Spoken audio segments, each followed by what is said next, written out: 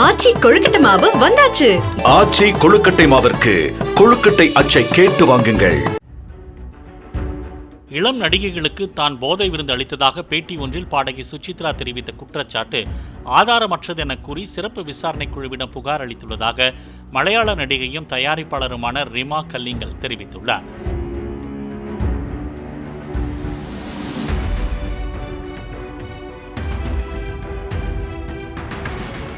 கேரள திரைத்துறையில் பாலியல் குற்றச்சாட்டு விவகாரம் பரபரப்பை ஏற்படுத்தியுள்ள நிலையில் சுசித்ரா மீது மான நஷ்ட வழக்கு தொடுக்க உள்ளதாகவும் ரிமா தனது இன்ஸ்டா பக்கத்தில் தெரிவித்துள்ளார்.